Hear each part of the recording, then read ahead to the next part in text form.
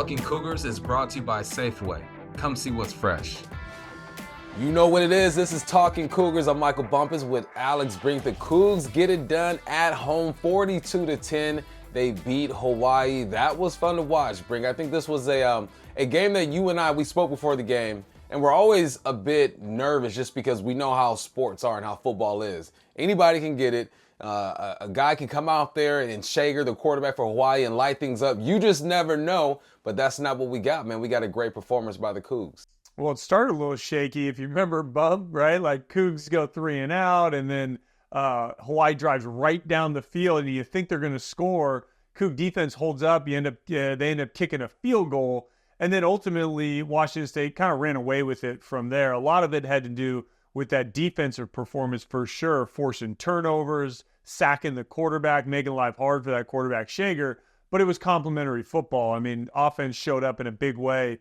And there was a lot of bright spots. I mean, that's one of those games. When I talked to Jake Dickert after the game, he was feeling pretty good. Kind of like we needed that one, right? We needed to go into the fourth quarter and feel like we had one under control, especially after the game at Boise, the San Jose State game on Friday night, and then that Fresno game. I mean, those were some tough games, three games in a row, really. So, I thought it was a good performance all around. There were some MVPs on both sides of the ball. For me, the offensive MVP bump, I mean, you know what it is. It's got to be number 10, John Mateer.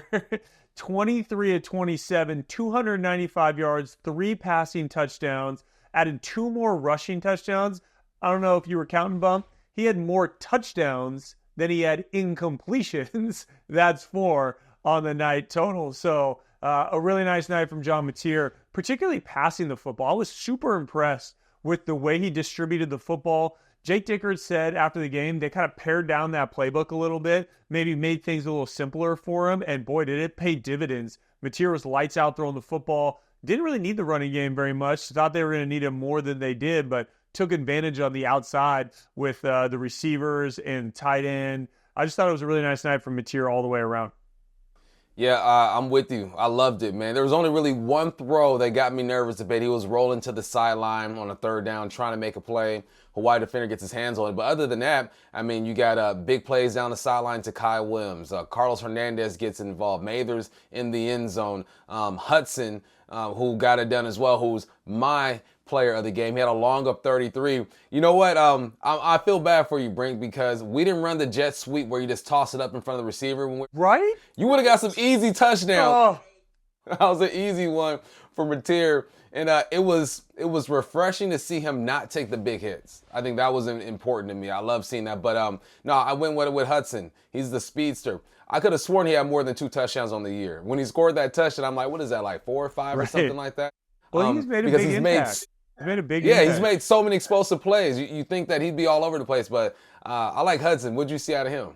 Yeah, I mean, Hudson, look, he's explosive. And to your point about that jet sweep with the toss where it ends up being a pass, I mean, you would have scored 20 touchdowns in your career on that thing, man, because just like Hudson, right, it's that quick toss with speed, and he catches the edge. You've seen him now twice run that play on the goal line, and he's walked in both times. So, I mean, I like Hudson, man. He's just, he's steady. What I like most is that he's been through that adversity, right? Had some success at Oregon, super highly recruited. Then it doesn't work out for the Ducks, goes to Louisville, doesn't work out there, and then he ends up right at Washington State. And so, I just feel like for him, this is a special moment that he's having this season. You mentioned real quick John Mateer not taking hits. He didn't have a designed run for him until late into the third quarter. I thought that was really telling, right? A week ago, he had 18 carries, man. Like, he was toting the rock and taking hits and having a hard time completing passes.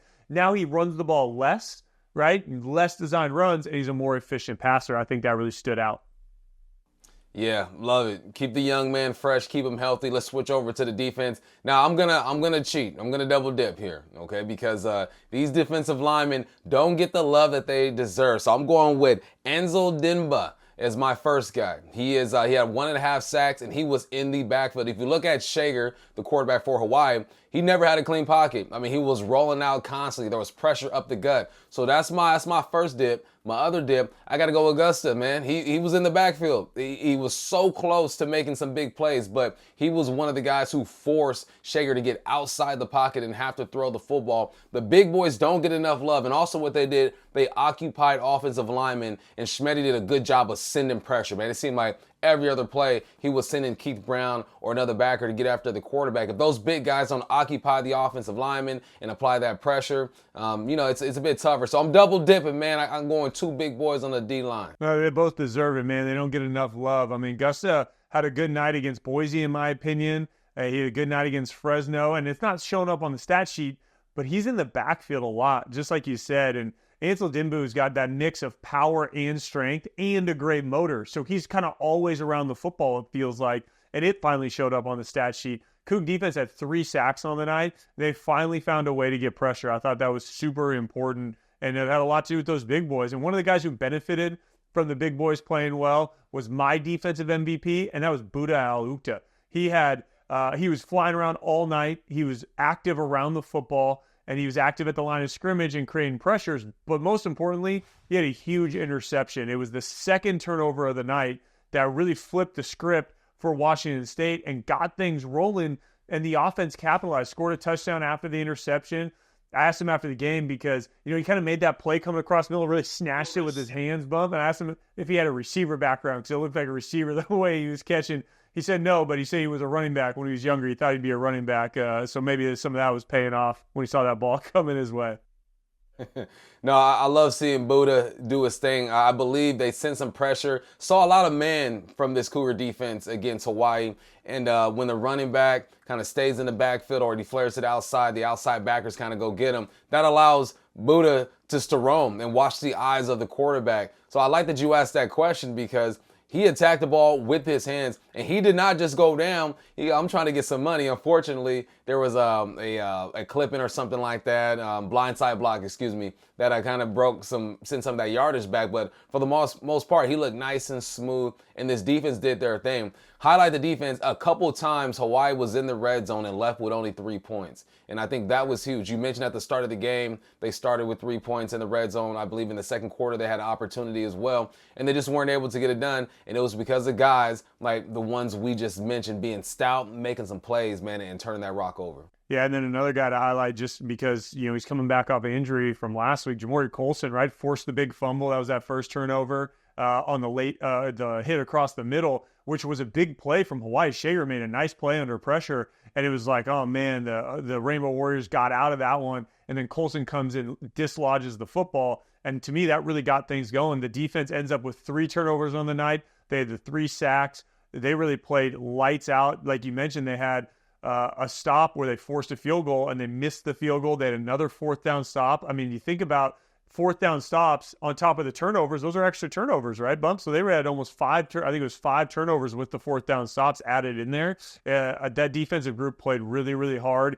And, again, the offense stepped up and was complimentary, scoring touchdowns and getting points off of those turnovers. And next, we'll break down one of the big plays from the game.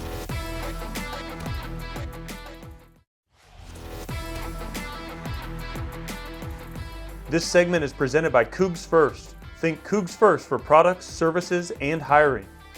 We are back on Talkin Cougars. I'm Michael Bump as the wideout with my QB, Alex Brink. It's time to break down the play of the game. There's a theme that happened during this game. Was points off of turnovers, and that's exactly what we're going to talk about, man. The Cougs force a fumble. Cynical, the right receiver for Hawaii, gets popped. Boom, Gushkin picks that thing up, and now 3 plays later, the Cougs march down and score a touchdown. Mathers, a tight end, has been getting involved in this offense this year. One-on-one action. He dips inside. Mateer throws a dart, but there's more to it. We saw cover 0, so walk me through this as a quarterback. What are you thinking in this situation? Well, I'll tell you what, when you get cover 0 in the red zone, we used to talk about in the end zone, right? There's areas of that part of the field you're trying to hit, right? The back corner, think that fade ball, right? That fade ball to the back corner of the end zone, drop it in the bucket, they say. Or what we call the back pylon. So we're trying to throw the back pylon just underneath the goalpost is always a soft spot, right? There's lots of times kind of low defenders that have their eyes in the backfield. And if we can throw the ball high to the back of the end zone or pierce it to the back of the end zone, there's usually a soft spot there. And so in this cover 0 look, a defender directly over Cooper Mathers, what the quarterback is seeing is that defender's head up to outside. And Mateer knows that Mathers is running a seam route and that Mathers, being the savvy route runner that he is going to find a way to create leverage. And the way Mathers does this is by using just a little bit of a nod, right? He leans, what we call leans him outside. This is the Michael Bumpus special. He used to lean everybody and then snap it off. Well, right here you see Mathers lean the defender outside. That defender takes a step farther outside, and as soon as he puts his foot in the ground to break to that back pylon underneath the goalpost, John Mateer rips that thing. And you saw the arm talent. Mateer let it fly, man. He ripped it back there, and Mathers couldn't help but catch the ball. That thing was right there. So really well executed, both by the tight end recognizing the coverage and knowing how to get open, and the quarterback knowing when to throw the football accurately and get that touchdown. Cooper Mathers coming into the game, Bump, 3 catches, 3 touchdowns. He had a catch before that touchdown, but ends up getting another touchdown, 4th touchdown on the year. That man is already tied for the single season touchdown catch record at Washington State with 4. Only needs 1 more to break the record, be number 1 overall, man. It's crazy. I love the way you describe that, man. You're using some words I never heard before. I'm a receiver, right? Like pierce the backside in all these open areas. And you're absolutely right. As you're talking through it, I'm thinking about me as a receiver. Yeah, if I'm in the slot, boom, I want to hit the corner. If I'm on the outside, an X or a Z, I want to come back towards the pylon. But right here, like you described, you hit the seam. And the great thing that Mathers did is he was patient. Right, he got on the toes of the defender before he made his move. A lot of inexperienced guys will try to cut inside or get inside too quickly without attacking and moving the defender. It doesn't surprise me that Mathers used to be a wide receiver, so I'm sure he's been coached up and saying, look, when you are down in the red zone, young receivers and tight ends have a tendency to want to hurry up and rush things. But really, you have a little bit more time than you think. We know that the field is shrunk down and you feel that space and everything is tighter, but you have to be patient down there. If he isn't patient and doesn't run that route, get on the toes, nod him like you're supposed to, and give him good body language, that's not going to happen. And then Mateer had to throw that ball on that line like he did. It wasn't an easy catch that Mathers had, but it was a catchable football. He split in between 2 defenders. Mathers go down. You catch the rock. That's how you build trust, man. You start catching those tough ones in the red zone, 10's going to start looking for you a bit more. 100%. And if you remember last year, Bump, Cooper Mathers got hurt right before the UCLA game when Washington State started to go on that downward slide, right? And I think that was a big part of it. Cougs did not have his presence in the pass game or blocking at the point of attack. Cooper Mathers does not get the love he deserves for how much he brings to this offense. And I was glad to see him get in the end zone again and start to get some recognition because he really is playing really well. You know what that's going to do, man? With him playing well and doing what he's doing, safeties are going to have to start playing a little tighter, right? You're going to bring another guy in the box. If you start to get the run game going with Parker as well, the playbook is going to open up in different ways. It's been open at times, like you mentioned. They shrunk it down for Mateer this week, but you continue to get these playmakers going. Teams are going to have to react, and hopefully that's what happens against San Diego State this week. Absolutely. Next week, I should say. Yeah, absolutely. And we'll take a look at the Aztecs coming up on our next segment as we review the game for Saturday.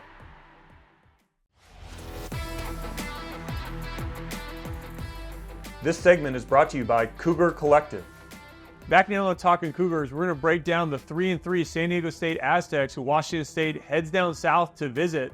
And Bump, this is a San Diego State team that's had its ups and downs this season. They've got a new coach in Sean Lewis and lost a tight one to Central Michigan, 22-21, where they missed a handful of kicks. And, it feels like this team is starting to find their way.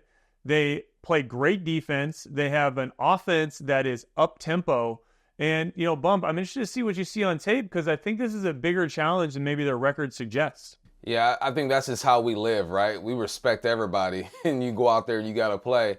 But when I look at this team, there are a couple of teams in the Mountain West that do some different things offensively, but a lot of them have some similarities. So you're getting to that point of the year where you'll see some common route combinations, some formations. But San Diego State, they do a little bit of everything, right? They'll line up with a tight end. They'll have him in that little sniffer spot. They also will put that tight end in the backfield and have a 2-back kind of look. You'll see 2x2. You'll see 3x1. With their trips formation, they'll squeeze everyone to the right side, not necessarily in a bunch type look, but to kind of condense you and make the defense have to spread out a bit. They'll RPO the heck out of you. They're going to read the overhang. So offensively, they will try to run the football. I mentioned they'll move their tight end in the backfield and use them as a fullback and run some lead zone. I don't see them pulling the guards or tackles too often. It seems like they're just trying to get really good at the little things. And if they can do that, I would imagine they start to build more off of that. So offensively, there's some similarities out there when you look at some of the teams that the Cougs have already played. But you know how this goes, man. You can't sleep on anybody. No, and this is a team with 55 newcomers, which is probably a reason, why they're keeping things a little bit simpler. Also, Danny O'Neal, the quarterback, is a true freshman, right? And Bum, I don't care how talented you are. O'Neal was down at the Elite 11 with me 2 years ago before he went to Colorado on his first stop and then followed Sean Lewis over to San Diego State. I mean, he's talented, right? If he's at Elite 11, he's one of the best 20 players in the country. But at the same time, you're still a young player, right? And so he's got to figure out a way to be successful in that RPO game is what you're talking about. The running back, Marquez Cooper, is the nation's active leading rusher, over 4,500 total yards in his career, super productive. And I feel like they kind of use him in a way to help the quarterback, to help O'Neal, right? Run, RPO. And then they take advantage of maybe your aggressiveness. And I guess my question for the Washington State defense will be, is it going to be like San Jose State where they let Emmett Brown pick you apart and you stayed back in zone and they used the RPOs and they really gashed you? Or is it going to be more like this last week against Hawaii where you sent pressure and you heated the quarterback up and you really pressed the issue with the offense? I'll be intrigued to see how Jeff Schmedding plays it. Yeah, he was really aggressive last week, and I love it because what that does, he's shown, a not so aggressive approach at times. And last week we saw that they can be aggressive. What that does for the opposition is you got to prepare for both. Defensively for San Diego State on paper, they're one of the best defenses in the game when it comes in the Mountain West when it comes to scoring. They're only allowing about 22, 23 points per game. They seem stout. I'm looking at the box. I like the way their backers fly around. They are really downhill. We looked at Hawaii in their defense last week, and I was impressed by their linebacker play. I think Hawaii is a bit more talented when it comes to that second level, but it seems like San Diego State plays with a bit more of a chip on their shoulder. So I'm going to focus on these linebackers, man, and see if you can manipulate them. And how do you do that? With that play action and some RPO. I also like the way that the Cougs tried to open up their screen game a little bit to get Mateer going. Unfortunately, 3 or 4 of those screens were called because of holding penalties by the dang receivers. Come on, receivers, get your hands inside. But I think that's another way to get these linebackers flowing. But when I look at this defense for San Diego State, they're pretty stout. Well, for sure, and they're going to need that screen game because of that pass rush, man. Trey White tied for first in the country with 11 sacks. He's had 2 sacks in 4 straight games, man. Like, he is a one-man wrecking crew. Right now I saw the stat. It actually jumped off the page because of the names that it was tied to. He's averaging over 1.8 sacks per game. If the season were to end right now, he'd be number 1 ever in that stat above guys like Dwight Freeney, Terrell Suggs, Elvis Dumerville. You remember those 3 guys, Bump? They're pretty good at rushing the passer, right? So, man, Trey White, he can get after you. So, do you chip him with the tight end? Do you utilize the screen game? How are you going to limit that pass rush? The defensive coordinator for San Diego State, Eric Schmidt, was at Washington the last 2 years with Kalen DeBoer, coached the edge rushers, has been successful as a play caller previously, gets another shot to call plays here at San Diego State, and has done a really nice job so far this year. It's definitely a defensive-focused football team. So a real challenge for Ben Arbuckle as he thinks about this game plan coming up on Saturday. Yeah, Arbuckle, man, he's shown that he's willing to adapt. We saw Mateer run the ball a bunch. The first week, you're throwing the ball across the yard. It's all about winning games in different ways, and I think we saw that last week. He kept Mateer healthy. I wonder how he's going to attack these guys this week. You talk about that D lineman. How do you manipulate him? You just mentioned it. You screen, you option, you make him have to think. If he's able just to get downhill and run after Mateer, it could potentially be a long day for these guys. Yeah, there's no doubt. Well, we're going to get a little more color on the San Diego State Aztecs next with our interview with play-by-play man John Schaefer.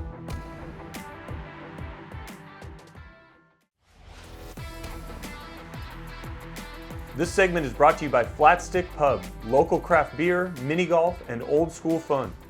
Back here at Talkin Cougars, and super excited to be joined by the play-by-play man of the Aztecs, John Schaefer. 6 games in, John, calling games for the team. How's it been so far? Are you having fun with it? It's been awesome. Yeah, I appreciate you having me, first of all. But yeah, it's been a ton of fun, and it's a brand new coaching staff here, and it's relatively a new team with all the turnover between last offseason and this season. And yeah, they're 3-3 to start the year, but I've really enjoyed the opportunities and looking forward to the second half of the year, beginning with homecoming here in San Diego this weekend. Yeah, I'm sure it's going to be beautiful. And, you've been around the program for a long time doing pre and post game. And you mentioned the coaching change with Sean Lewis coming in and a new staff.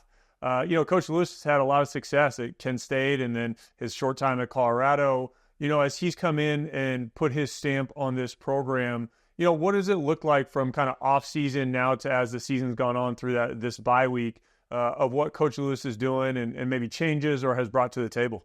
It's really all new from a San Diego State perspective, and that's not just because you have a new coach, but because they just didn't play offense the way they're playing offense right now under Sean Lewis. I mean, he's a true innovator. They play with great tempo.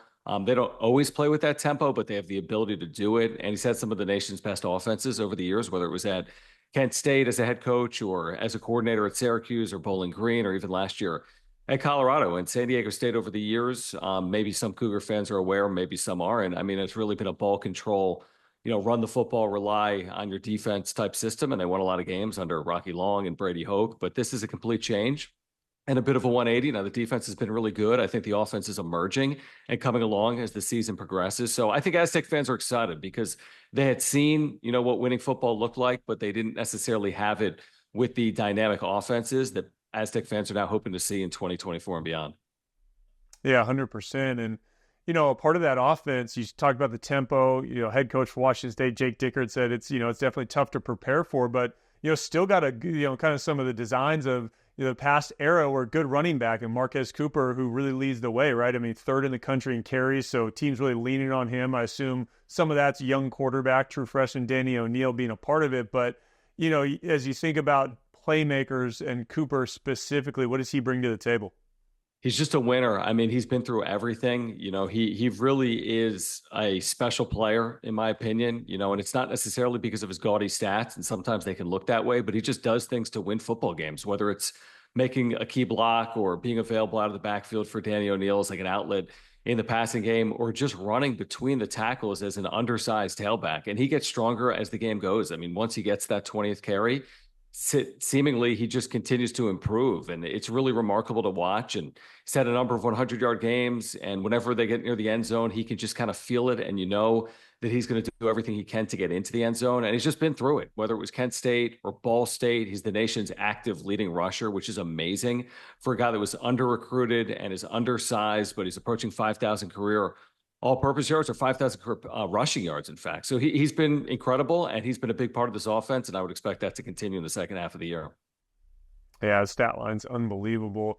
Yeah, we mentioned the young quarterback O'Neal. I actually got to spend some time with him at the Elite 11 a few years ago prior to him going to Colorado. I mean, obviously a special player, one of the top high school quarterbacks in the country, follows Sean Lewis to San Diego State. And, 6 touchdowns, 1 interception on the year. He's got, obviously he's been productive, and I know he was out for a little bit there, but having him back, I assume, is a big piece of what Coach Lewis wants to do. He keeps getting better, to your point. I mean, I think he's a terrific talent, and he's got a really bright future, hopefully at San Diego State, but he's a guy that can really throw the deep ball effectively. They can take the top off of defense a little bit. I mean, they'll really stretch a defense. He's an accurate passer. It doesn't look like the stage has been too big for him really at any point this year. It hasn't been perfect, but to your point, he's taking care of the football, which I think is impressive for a freshman. He's had one fumble and 1 interception. In fact, I think the Oregon State game probably looks different. He fumbled at the 2-yard line going in a 7-0 game late third quarter. It was 7-0 in the fourth quarter before they lost 21-0, but he continues to progress. The offense has improved, I think, drastically, really the last 2 weeks against Hawaii and Wyoming, and now they're coming off a bye, and we'll see if they can continue that progression. But yeah, he's a true freshman, but to my eye, he really hasn't played like it for most of the year. Yeah, you alluded to that bye week and the 2 wins leading into it. Definitely a team with some momentum. It feels like the defense, to your earlier point, has been playing really well on the year. And, unfortunately, probably a familiar face for Washington State fans. Eric Schmidt comes from University of Washington, had been with Kalen DeBoer for a long time. He ends up at San Diego State and, seems to pick up right where he left off, which is having fantastic edge rushers, finding ways to get pressure with that defensive line. Trey White's been, one of the best in the country. He's tied for first in the country in sacks. That defense, what do you see from them, when they line up and get after the opposing team? Yeah, I'm with you on Eric Schmidt. I actually had him on the radio yesterday, and he really prides himself on the ability for those edge rushers to get downhill and give them opportunities to make plays. And Trey White has just fully taken advantage. Here's a converted linebacker who's out of San Diego, spent 2 years in the program, stayed with the coaching change, and now leads the nation in sacks. He's pacing for more than 20. He could have an All-American type season. He's getting more attention, and it really hasn't changed things. He's still like multiple sacks every game and 3 or 4 TFLs per game. I think he's had 10.5 sacks his last 4 games, 11 sacks in 6 games on the season. Then I've really been impressed with their secondary as well. They've always had good corners and safeties under like a Rocky Long or a Brady Hoke. That's continued here in 2024 under Sean Lewis. And then they've got young linebackers. They play a 4-2-5. They had played a 3-3-5 here for forever.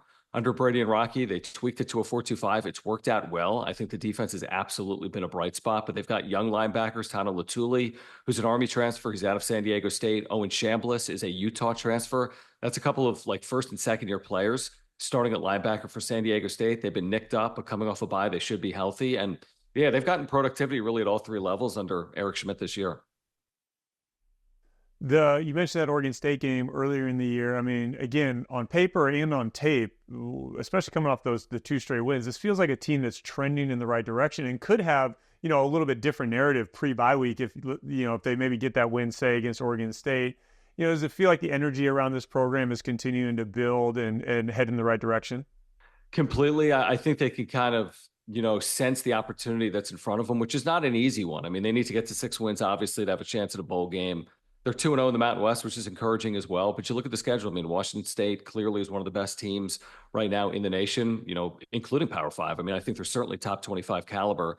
Boise State's still on the schedule on the road on the blue, where San Diego State's actually won a couple of times over the years. And then you have UNLV on the road as well. So this is really challenging, which means you have to take advantage of opportunities. And that still includes New Mexico, Utah State is on the schedule, Air Force as well. So to get to 6 wins, I mean, it's a simple math equation. You either take care of business in games that you should be able to at least be in, the 3 that I mentioned, or you steal a game. And maybe this is an opportunity this weekend, homecoming against Washington State. But I think everyone understands that this is a really fierce test for San Diego State. This will not come easy. Obviously, John Mateer and this offense are playing at a really high level. So it's going to take a really good effort. I think San Diego State's improved since that Oregon State game. They had an opportunity to win a game at Central Michigan that they had a couple of missed kicks in the 4th quarter that were very costly in a close loss. They essentially lost at the buzzer on a 46 or 47-yard field goal. But it's a team that's improving. We'll see if they can get to 6 wins or not. But I think either way, we're seeing some progression here under Sean Lewis in year 1. Homecoming crowd, good weather. Cougs haven't had a chance to travel down there and play. Coug fans, I know, are excited to get down there. I've heard our ticket allotment is pretty much gone. What can Coug fans expect from an atmosphere standpoint, when they come down there to San Diego State? I think people are going to be thrilled with the type of stadium. I mean, I think it's an amazing college football stadium. I think it's completely, I guess, a bit of an untold college football experience down in San Diego, being outside of the Power 5, moving into Snapdragon Stadium 3 seasons ago. This is the 3rd season at Snapdragon, but I think seat for seat, it's an amazing venue. It is just San Diego specific with palm trees and wide concourses and craft beer and kombuchas. And, it's really an unbelievable stadium. I think they did a phenomenal job with it. To me, it's a stadium that would warrant inclusion in the Power 5. I think if things went a different way, you're looking at San Diego State potentially in a Pac-12 in a world that no longer exists if you go back to August of 2023. But, they've really invested highly in football. I think it's a great experience from a stadium perspective. I think Coug fans are really going to enjoy it, and hopefully it's a good crowd for homecoming. But it should be a really good atmosphere. And, yeah, the weather has been sensational. Hopefully it continues this weekend. Well, we're excited to have him part of the Pac-12 now moving forward. It's going to be a fun rivalry.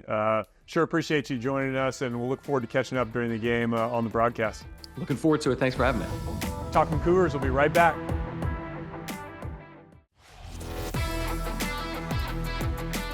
This segment is brought to you by Valley GMC. See you in the Valley. Back here on Talkin Cougars, great to have a look into the San Diego State Aztecs with John Schaefer.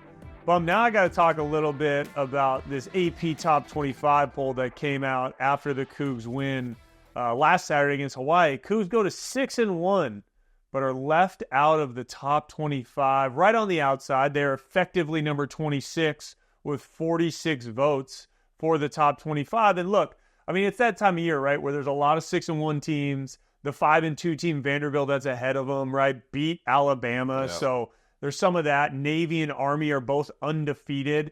It'll be interesting to see where the next few weeks go with the rankings and all of that. Because again, Washington State's got to keep winning one game at a time, all of the things that are important. But you do want to see the Cougs get in there and get ranked and be in the mix and start having that conversation because Washington State's done some good things this year. The one loss is a top 15 team. Actually, Boise bumped back because they were on a bye week. So, a top 17 team with Boise State. And, on the road, that's the only loss. You'd think Cougs would be in the mix. But I can see as I look at some of those other 6-1 teams that are, 18 to 25, they all have a shot at being in it. And they all have a reason and a resume. It'll be interesting to see what happens the next couple weeks. Yeah, I wanted to be salty. I wanted to be real salty. And then I saw Vanderbilt and I go, well, they have one of the bigger wins in their program's history the last 23 years. So I'm beating number one Bama at the time. So I guess I understand that. You know who I blame? I blame UW. I blame UW because they beat Michigan. And then I blame Michigan because Michigan were frauds and now they're outside the top 25, right? If Michigan would have just held on to a top 25 spot and we would have obviously beat UW, UW beat them, that would have gave us, I guess, more of a reason to be in the top 25, but we're right on the outside looking in. And I really feel like if we can get this win this week, then there will be more of a chance for us to get in. And I'm looking at Vanderbilt. They got to play a couple tough ranked teams in SEC coming up. I think eventually they'll get knocked out. So if we were anywhere outside of 26, 27, I think I'd be a bit more concerned. But at this point, all you got to do is keep winning. You keep winning, and you'll be good to go. But there is a new number one in town, B, and it's the University of Oregon. We know that they came up with a huge win. We got ties to Oregon on this show. Our producer, shows the Oregon Ducks some love. So what are your thoughts on Oregon being number one? I think it's deserved, and they've come away with some big wins. Yeah, well, I unfortunately have a tie to Oregon. Also, my wife, Joni, went to the University of Oregon, so we have a little bit of a split household here at times where my young sons are rooting for the Ducks as well as the Cougs. So I get it. I'm all for it. I was born and raised in Eugene. The Ducks are really good this year. I thought it was impressive, Bump. You beat Ohio State at home. You got to go on the road on Friday night to play at Purdue. And Purdue's not great, but it's a road game in the Big Ten. A lot has been made about traveling multiple time zones, right? And going on the road and winning with all these new revamped leagues and all that. Teams have really struggled, USC, but the Ducks took care of business, right? And they did it in convincing fashion. So I'm really impressed. This is the best Oregon team I've seen in a long time. Dylan Gabriel's really catching his stride. That Duck defense is straight nasty, man. Yeah. They get after the passer. Great front seven. So look, they got the best team money can buy right now, and they're playing the best out of everybody. And then we can't forget the Georgia-Tennessee game. You and I drove to Spokane out of Pullman. We linked up with Nigel Burton. We're having an adult beverage or two waiting for our flight. And we're watching the Georgia-Texas drama go down, wow. Man. I've never seen fans influence a game like that. I've never seen it. But that was a big one. I think we all felt that Georgia was going to win that game. Texas is for real as well, but that was a huge win for those guys. Yeah, it was nuts. I'll tell you one thing, man. Over the next few weeks, again, I think in the 20 through 25 are all playing games that are going to be tough games for them. So Cougs are certainly going to be on the move if they keep winning. Just in general, man, this 12-team playoff is making things so interesting. Are one-loss teams, which one-loss teams will get in down the road? Is there a two-loss team that sneaks in for some reason? The Big 12 and ACC are a disaster, so do they get automatic qualifiers? I don't know, man. This college football season has been really fun so far. I'm just happy Washington State keeps winning. Yep, keep doing what you do, and we'll see if we sneak in. And let's hear from the head coach, Jake Dickert. What in Southern California in general? I mean, I think I'd have to go back in the archives. I think I saw all the way back to 2013, the last time we won in Southern California. And that's including 3 bowl games, I believe. So it's a challenge. We got to make sure we keep the main thing, and go out there and be fast and aggressive, and that's full 60 minutes. When we come back, we're going to talk about how the teams who decided to leave the Pac-12 might not be doing too hot, except for 2 of them. You know one, we'll let you know the other. That's next right here on Talkin Cougars.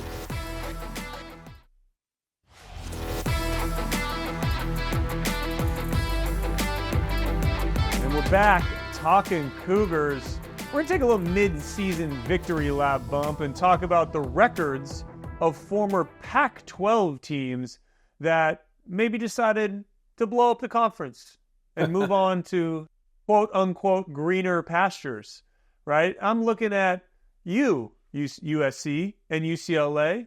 Traveling 3 time zones across the country is not working out so great. A USC team that had a lot of hype heading into the year. And Bump, I know a guy from LA like yourself who followed the Trojans. Often the Trojans get a lot of hype heading into the year. This was a particularly bad fall from grace. And it just seems like they can't get out of their own way. They have late leads and they can't hold them. You know, they're losing to teams on the road that they got no business losing to. Things are tough in LA because UCLA is not playing good either. Right. Yeah, it's almost like they're embarrassing us because the Pac-12 was so great last year. They think they're better than, the competition that's over here. They want to leave, and then they show up and they make West Coast football look soft as heck, man. I'm like, come on, if y'all gonna leave, at least let's represent. And we haven't gotten that. We got UCLA at 1-4, USC at 1-4, Washington a bit better. I'm talking about conference play. They're 1-4. Washington a bit better in their conference at 2-2. It makes the West Coast seem like you're not able to compete with what the Midwest has, but we know better than that. With the blow up of the conference, naturally kids are going to leave. They're going to go chase some money, get an NIL deal. You're going to have to revamp your program, get another quarterback. There's so many things that changed because of the move that, it kind of watered down what we thought was a great product last year with Caleb Williams leading the charge, Oregon being in the mix. Bo Nix is now in the league playing some good football for the Denver Broncos. It makes people kind of buy into the narrative that the West Coast can't play with everybody else. So I'm kind of mad at him, man. I was already mad at him for leaving. Now I'm like, if you're going to leave, at least go to a better situation. That doesn't seem that's happening right now. Well, yeah, for sure. I mean, look, Stanford and Cal are a great example. The travel schedules that they have to go across the country. Now, Cal got a really nice home game where NC State had to fly all the way across the country. Our good friend Matt Chazanow was on the call for the Wolfpack Radio Network over there. Him and I chatted because the Wolfpack got a great win, come from behind win on the Cal Golden Bears in what is crazy to me that is a league game. But it just feels like these teams are having a hard time getting their feet up underneath them. And some of them have these tenured coaches. Like Justin Wilcox has been at Cal for a long time, right? Like you would think they would have a better feel for, what where their teams are at. And I'm looking at Arizona, right? They're struggling in Big 12 play. How about Utah, Bump? Kyle Whittingham, that Utah football team, I know that Cam Rising got hurt, but in the past, defense, special teams, and running game have always helped that Utah football team. And in the Big 12, they were thought to be a favorite, and they're just not doing it this year. Man, we've traveled and played in Wisconsin. That was tough. We traveled and played at Auburn. That was tough. Not only because they had some ballers, but because the different time zone. When I was in the NFL, we went and played on the East Coast. It's tough. I described it to one of my boys. I go, these guys aren't 9 and 10 years old waking up at 8 o'clock to play soccer on a Saturday where you just get up and go. There's some different factors in that. And then you have to factor in as well, just school. They are student athletes. I know this feels like a professional sport now with all the money that's being thrown around, but who knows what their professors are like. There are some that will support you and give you every opportunity to make up work and to still keep up. And there are other professors that will show you no love at all. So there are some factors outside of just playing football that are affecting these athletes when it comes to travel, and that's just football. Wait till basketball and soccer and volleyball and baseball get going. It's going to be tough. We're taking our victory lap, but when it's all said and done, we want to see the athletes do well. These are kids, even though they are getting paid now. So, turn it up. Come on, guys. Do a little better. There's no doubt. And, for everybody that's surprised by this outcome, like, oh, it's tough to play on the road all the time. It's tough for all the travel. I mean, the writing was on the wall, right? And so, Cougs sitting here 6-1 and feeling good about how they're playing.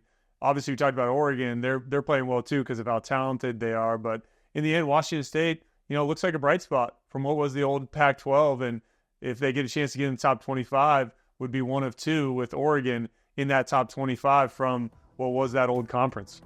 All right, well, what we got? One more segment, man. Let's put a bow on this thing. Me and Brink will break this whole thing down when we come back. This is Talkin Cougars.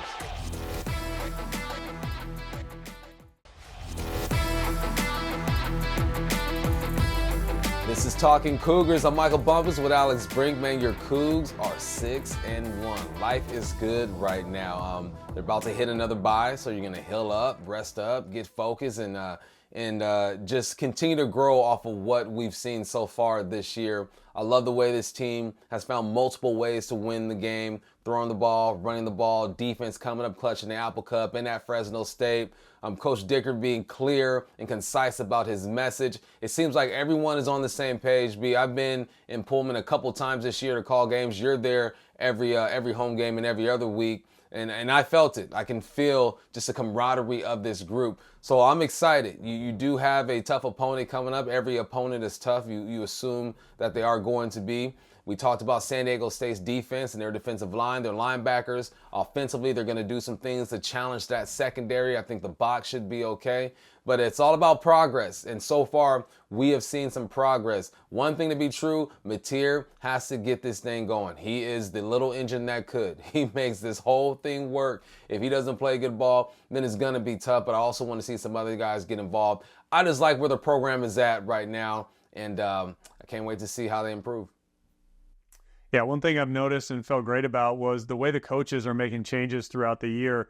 We mentioned San Jose State game, right? Washington State's defense sits back, plays coverage, gets picked apart by Emmett Brown. What do they do? The next two passing teams, Fresno State, and then last week against Hawaii, Jeff Schmedding dials up the pressure, and it really works. So the team and the coaches are making adjustments. You mentioned the screen game, right? They started mixing in the screen game a little more against Hawaii.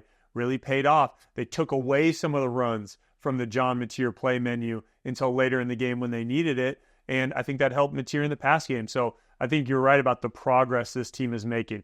I tell you what, one thing that stands out to me about this team, this is back to the old ways of the Jake Dicker defenses and Jeff Schmedding defenses that force turnovers, right, Bum?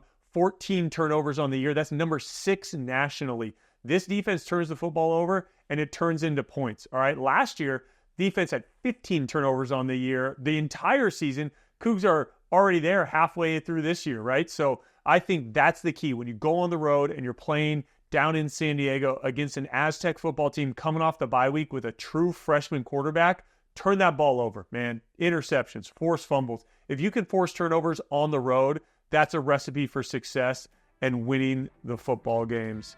Thank you all for joining us. That is episode 9 of Talkin Cougars. We're fired up for the game this weekend. I'm going to be down there on the call in San Diego with Chris King, Jessamine McIntyre on the Cougar Sports Radio Network.